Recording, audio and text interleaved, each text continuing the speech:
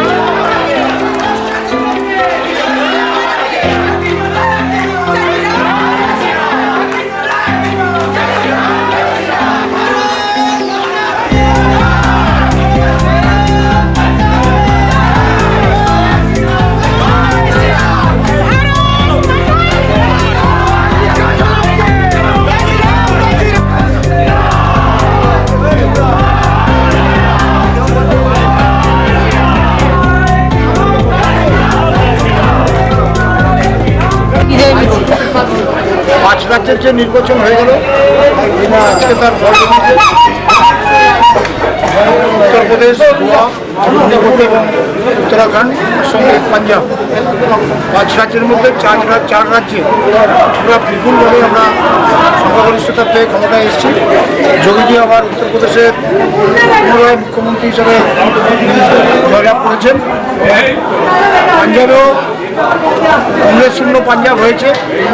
সবথেকে বড় কথা, পশ্চিমবঙ্গে যেহেতু আপনারা দেখেছেন পৌরসভা বা কর্পোরেশন নির্বাচনে যেভাবে গণতন্ত্রকে হত্যা করে শাসক দল ক্ষমতায় এসছে, মানুষকে ভয়ভীতি দেখিয়ে খুন থেকে শুরু করে সাংবাদিক নিগ্রহ থেকে শুরু করে যত রকম গণতন্ত্রকে হত্যা করা যে পন্থা আছে সমস্ত পন্থা তারা অবলম্বন করে বিরোধী দলকে এক প্রকার কণ্ঠরোধ করা হয়েছে বিরোধী দলের, যার ফলে মানুষ আজকে এই পশ্চিমবঙ্গের যে শাসক গোষ্ঠী আছে তার উপর ব্যাপকভাবে ক্ষিপ্ত।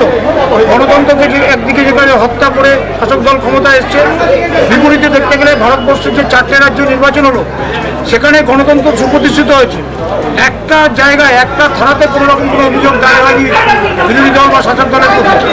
তো এইরকম একটা গণতন্ত্রকে রক্ষা করে যে নির্বাচন, সেই নির্বাচনে আমাদের যে বিপুল জয়, এতে আমরা আনন্দিত। আর সব থেকে আনন্দিত যে ভারতবর্ষে এখনো যে গণতন্ত্র আছে সেটা প্রমাণ করে দিয়েছে এই পাঁচ রাজ্যের নির্বাচন। হয়তো আমরা পাঞ্জাবে ক্ষমতায় আসতে পারিনি, কিন্তু পাঞ্জাববাসীকেও আমরা ধন্যবাদ জানাই যেভাবে তারা গণতান্ত্রিক অধিকার প্রয়োগ করে কংগ্রেসকে নিশ্চিহ্ন করে দিয়েছে এবং ওখানে আম আদমি পার্টি ক্ষমতায় এসছে। আমাদের কোনো দুঃখ নেই, কিন্তু মানুষ তার গণতান্ত্রিক অধিকার প্রয়োগ করতে পেরেছে, এতেই আমরা আনন্দিত। যার ফলে আজকে আমরা ভারতীয় জনতা পার্টির সারা ভারতবর্ষের 13 কোটি যারা সদস্য আছেন বা সমর্থক আছেন তারা সব আজকে আনন্দিত যে ভারতবর্ষকে গণতন্ত্র রক্ষা করার যে শপথ নরেন্দ্র মোদীজি নিয়েছিলেন তিনি রক্ষা করতে পেরেছেন।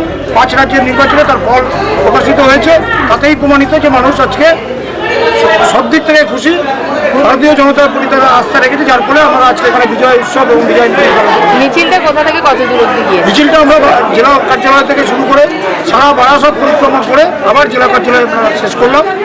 ভারতীয় জনতা পার্টির এই জয়টা যে বলে অন্যান্য স্টেটে, এই জয় কি রাজ্য রাজনীতিকে প্রভাব ফেলবে? অবশ্যই এর প্রভাব আগামী দিনে আমাদের যেরকম পঞ্চায়েত নির্বাচনে পড়বে, লোকসভা নির্বাচনে আমরা বিপুল আসন নিয়ে কেন্দ্রে নরেন্দ্র মোদীজি আবার প্রধানমন্ত্রী হবেন এবং 2026-এ পশ্চিমবঙ্গে বিজেপি সরকার গঠন করবে। আজকের থেকে তার শুভ সূচনা আমরা শুরু করে দিলাম। আপনাদের পুরো ভোটে যে ভরাডুবি ফল হলো, বিরোধীরা বলছে সেন্ট্রালেও আপনারা 24-এ থাকবেন। বিরোধীদের কথা বলে লাভ নেই। গণতন্ত্র কীভাবে সেখানে ভোট হয়েছে সবাই জানেন।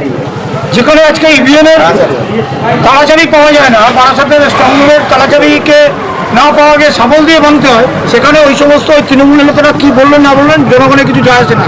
আগামী পৌরসভা এই লোকসভা বিধানসভায় তার যোগ্য জবাব তারা পাবে এবং তৃণমূল বাংলা থেকে নিশ্চিন্ন হয়ে যাবে।